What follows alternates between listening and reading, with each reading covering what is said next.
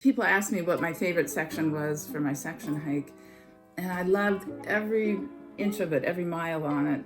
What a good AT ambassador you are. That was a good answer. Hi, this is Lynn Widmeyer, and today I'm with a very special friend, Laurie Potteiger, who has just recently been inducted into the Appalachian Hall of Fame.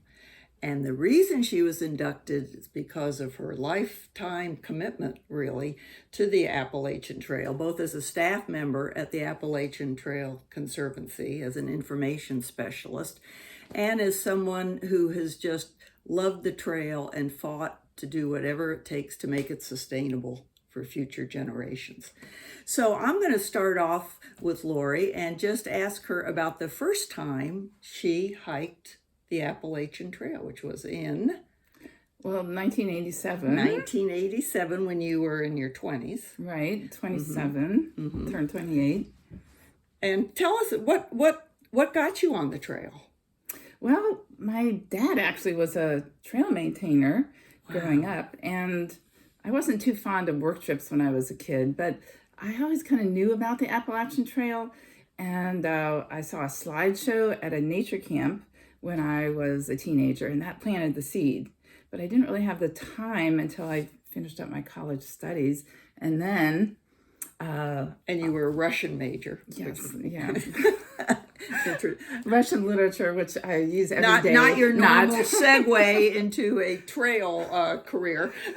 Yeah, but somehow I had this idea that if Dostoevsky and Tolstoy were alive today or back then, they would have wanted to hike the Appalachian Trail. There you go.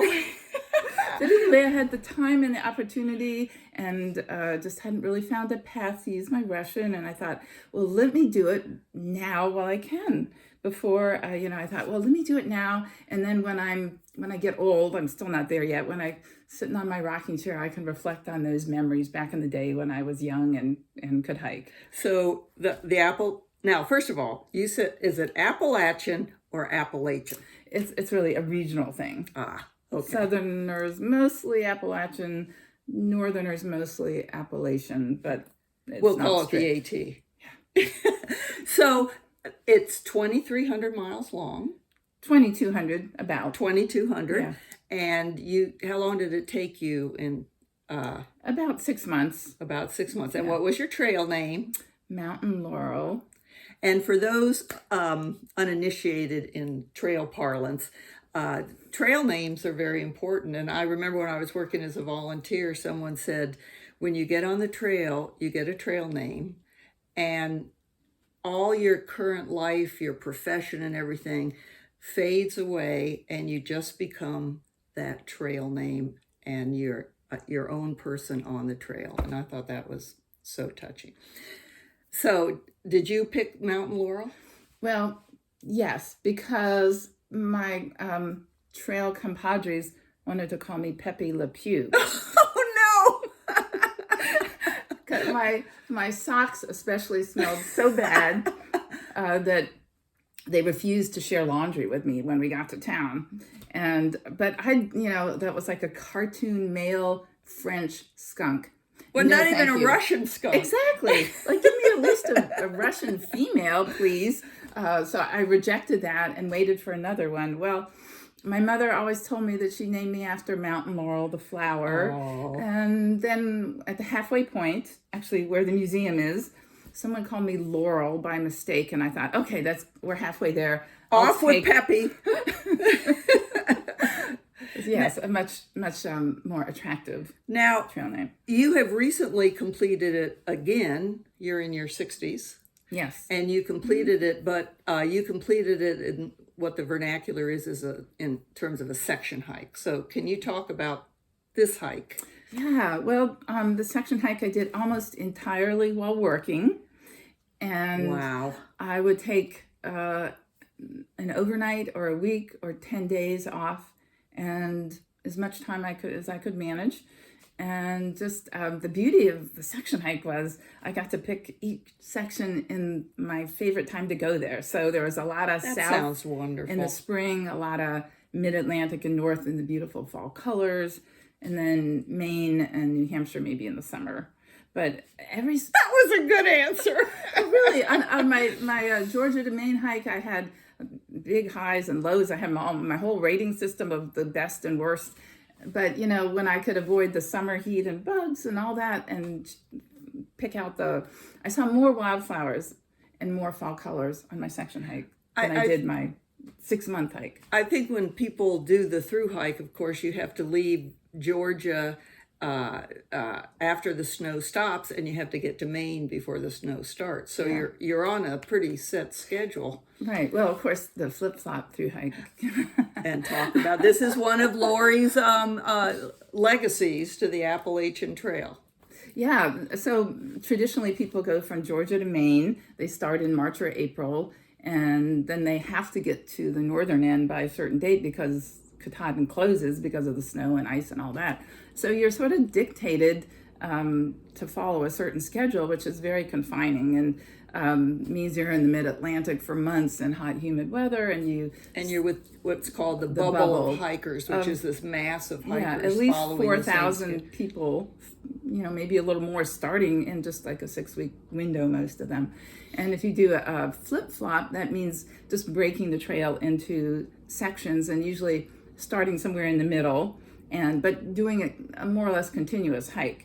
It's being inventive and maximizing the best itinerary for avoiding crowds and cold and heat and bugs.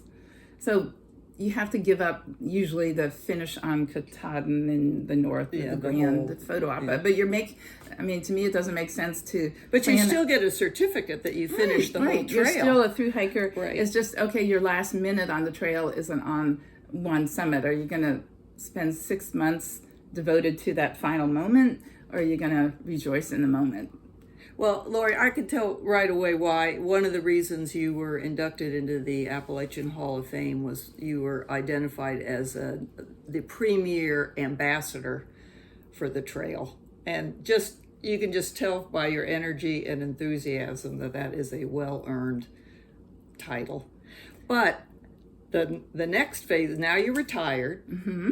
However, could you talk a little bit about what I think are the real heroes of the trail? You maintain a section of trail. Yeah, my husband and I maintain a 1.2 mile section of the trail, and we really feel like we own it. We just feel so in love with it, and we've been doing it since 1995. Now, when I was working, I would really just sort of make token appearances. I'd get out there like maybe once or twice a year. Now I get to go with my husband every time.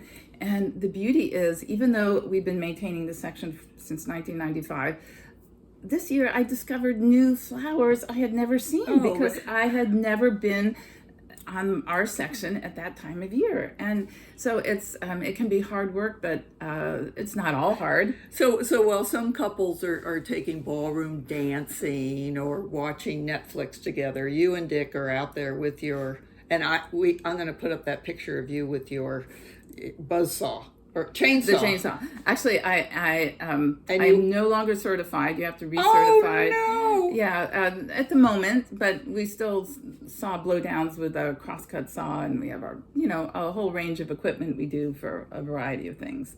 Well, I think that's fabulous, and we're going to put up information about the AT Museum, and I just want to thank you for sharing your obvious joy being involved with the Appalachian Trail. You're not stopping even though you're retired. And I just want to put in a plug for volunteers because, of course, one of the joys of working at the Appalachian Trail Conservancy was working with people like you, and fun. You just feed the passion. Your love of people, just your enthusiasm and the way, and you especially just I think you have a knack for finding people's stories, and every person that came in that door, whether it was their first day hike or whether it was a through hiker, you would treat them equally, and that was a beautiful thing. The most humorous question I got in my years volunteering was, have you hiked the Appalachian Trail? No.